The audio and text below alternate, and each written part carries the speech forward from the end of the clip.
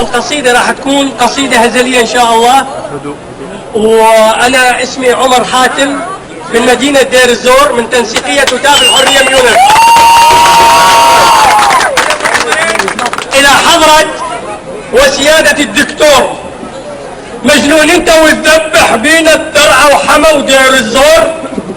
مو أنت بنظر البعثية طيب وحباب وعمور وقدك ملياس يا ريس، وانقام بطول الحور ومجلس شعبي صفق لك وبثينا الزغرد وحسوني يدور، ولك مو انت قائد امتنا وانت المهدي المنظور، انت بطل القومية ومن جبينك طل النور، وبس تسمع طار الحرية يجن جنونك وجنك ثور. وبس تسمع طار الحرية يجن جنونك وجنك ثور. ما انت مصدق ليش ثرنا ولا كثرنا من ظلمك والجور. انا راح احكي لك كل قصتنا واكشف لك كل المستور، مبايع بيعة قسرية غصب عنه وبكل سرور، نجاحك 100% والله اللي يعلم بالصدور. انتخابك شفاف وديمقراطي يا مواطن، انت موافق على الدكتور؟ لا. طبعا دوارة خضراء ودوارة حمراء، اوعى تقرب على المحظور ترى يندق الخازوق وعمرك ما تشوف النور. ولك ركبتونا ورا رزقنا وارض بلادي بالخير تفور، وجوا خط الفقر سوريا وعصاباتك تخزن فلوس وتعمر قصور. لا تستغرب يا دكتور، لا تستغرب ليش نثور. شعارات الحزب كلها كذابة، طبعا تعرفون انتم شعارات الحزب كلها كذابة. هرج بهرج وزور بزور، الوحدوية ايران وحدنا ابوك المقبور، والحرية يا سلام شفت بحوص وجسر شغور، والاشتراكية كيلو سكر تصف الشعب بالطابور.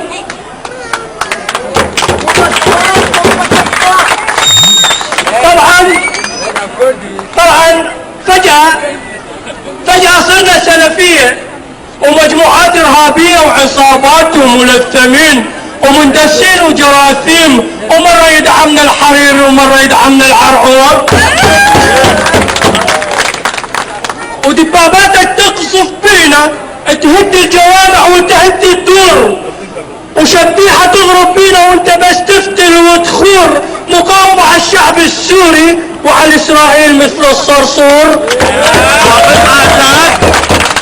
الصرصور سماه بشار قاتل عرور، حافظ اسد خلى الصرصور سماه بشار قاتل عرور. راح الثور بكل سلمية ونشرح لك يا دكتور كرمال حمزة الخطيب وهجر، وكرمال القاشوش المنحور، وكرمال ابو شكور وكاميرته اللي يقتل بيها بالدار ويدور. واصلاحاتك ابد ما تفرحنا، تعمر بيها سجون وتحفر قبور. واصلاحاتك ابد ما تفرحنا، تعمر بيها سجون وتحفر قبور، وبعون الله بدك تطلع مخزي مدحور، واحنا توكلنا على الله وعلى كل مؤمن بالله منصور، وكل مؤمن بالله منصور. انا عمر حاتم من مدينة ميونخ، اعلن انضمامي الى اعتصام الاحرار على اليوتيوب، وادعو جميع الشرفاء للانضمام وشكرا.